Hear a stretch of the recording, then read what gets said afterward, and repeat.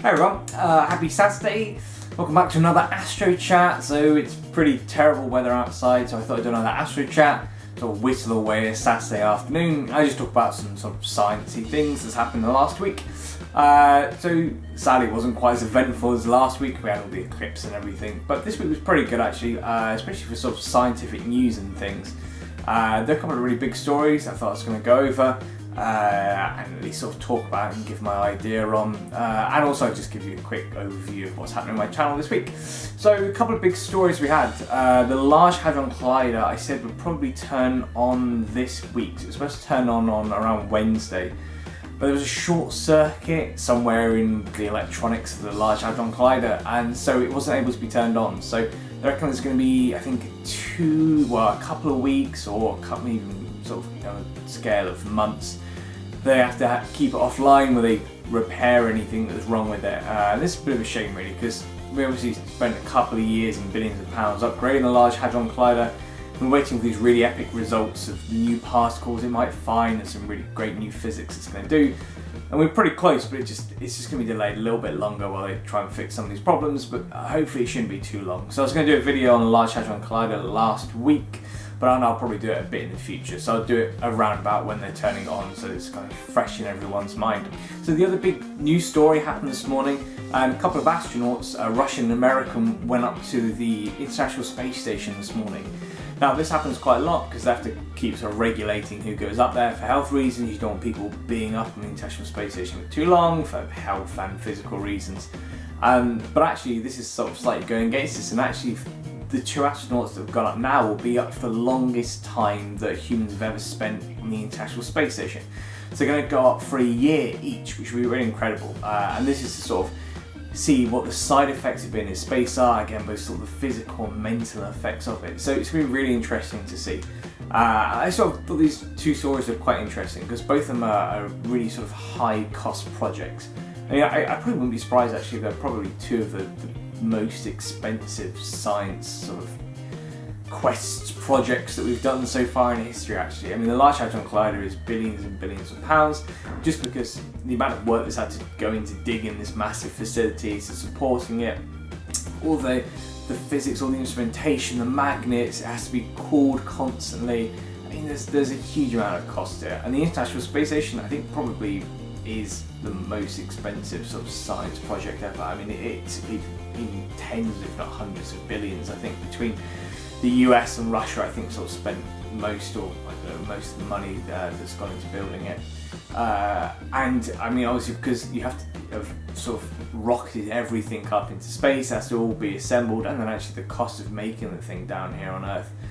All the staff that to be on 24 hours to sort of support the International Space Station and crew. I mean, these two things are really sort of high cost science projects. So I thought it was really interesting that both of them are sort of in the news this week. I mean, the Large Hadron Collider is, is getting even more of a cost to it because they've been upgrading it to try and improve it so they can get even more results out of it. And actually, the news this morning, there's a new story that I read that said that after the International Space Station sort of goes into decommission, and I think they're still running around into the 2020s, I think. So it will still be going till then, but after decommissioning, there was an idea that the US and Russia would carry on their kind of cooperative ventures together and go into some kind of new space station or something like this.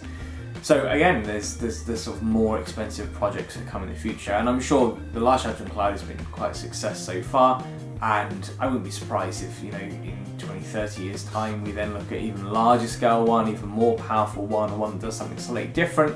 And again, there's sort of huge amounts of money in science, and people always sort of question whether these large scale projects are worth it, but I think both of these have shown a huge number of results. The sort of evidence of the Higgs boson, the International Space Station, for the amount of scientific research we've done in zero gravity, in the sort of atmosphere of space, and all these sorts of things. I think they're both really valuable to science. But again, it's quite interesting that both these two really high cost things were both in the news at the same time in the same week, so I thought that was quite interesting. But as for me, my week's been pretty boring actually. I'm just carrying on some work at work, which is, well, it's kind of interesting. So I'm kind of trying to study the different shapes of galaxies at the moment, and that's kind of cool. So that's keeping me busy this week. But it's Easter for the next few weeks, so I don't have any more teaching to do, which is kind of nice. And also nice work to do in the meantime, I suppose. I don't think I'll have a holiday this Easter, but just plenty of time to do some work. As for my channel, so I did a video last week. I entered a competition like about a month ago or so called Fame Lab. And there's a way that scientists, engineers, mathematicians, these people can sort of do a presentation with 3 minutes on a different topic. There's some really, really good ones. A load of really good chemistry ones, there was a really cool maths one, loads of astronomy, astrophysics, space engineering kind of ones. And I did one on exoplanets. I didn't sadly win, but it was really good. It was really, really fun. So the video I put up this week was basically a rendition of me doing my 3-minute speech. It basically sums up exoplanets and what we know about exoplanets in 3 minutes. So it's a really nice, quick, bite-sized, easy way of getting some science. So if you get a chance to watch that, it's kind of good. As for this week, again, well, I was hoping the Large Hadron Collider would be shortly fixed and I could do a video on that soon, but that video will just come out whenever whenever the Large Hadron Collider gets fixed. So who knows, weeks or months. But in the meantime, I don't know, I've been sort of wanting to do a video on Mars 1, the sort of project that says it's going to take people to the surface of Mars. Well, it still says it's going to take people to the surface of Mars. There's been quite a bit of controversy about it recently, and I don't want to give too much of a kind of an opinion or too much of a bias on it. So I think I'll just sort of report some kind of, you know, what is Mars 1 and just report some of the controversies on it, perhaps trying to avoid some of my own opinions, but who knows. But yeah, so I think I might do that for this week. We'll have to see how it goes, but I think that would probably be a good thing to do. Otherwise, there's not a huge amount of events happening this week. I think there's a lunar eclipse, but it's only in the US and parts of East Asia, I think. I was hoping it's in the UK actually, but so lunar eclipse is basically like a normal eclipse we see here on Earth, but basically the Earth blocks the light from hitting the moon, rather than the moon blocking the light from hitting the Earth. So it's kind of the other way around. It's kind of interesting. They happen fairly regularly, I think more than the normal eclipses, more than eclipses down here on Earth. But again, we can't see it in Europe and UK sadly. But well, anyway, so that's something I won't be able to see. But otherwise, yeah, that's basically what's happening on my channel this week. So yeah, okay, I'll leave it there. Thank you very much for watching Astro Chat.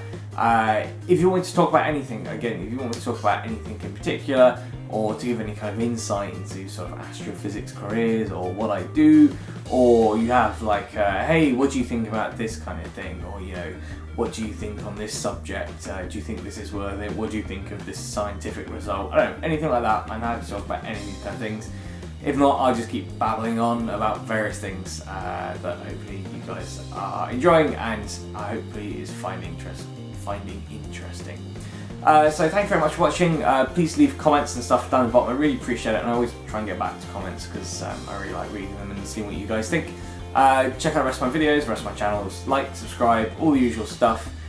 Or you can also check me out on Facebook now. I now have a Facebook page for UKAstroNut. So you go onto Facebook and type in UKAstroNut. You can like the page and I post loads of updates and stuff on that, which is kind of cool. Otherwise, thank you very much for watching. Have a nice rest of the week, and I will see you all soon. Ladies and gentlemen, my name's Matt and I'm from Star Tours, your local galactic travel agent. Now I'm sure many of you booked some holidays to some really exotic places this year, such as the Crab Nebula, the Sombrero Galaxy, or maybe just to Magaluf. But I'm here to tell you about one of the most up-and-coming, exotic and exciting holiday destinations in the universe, exoplanets.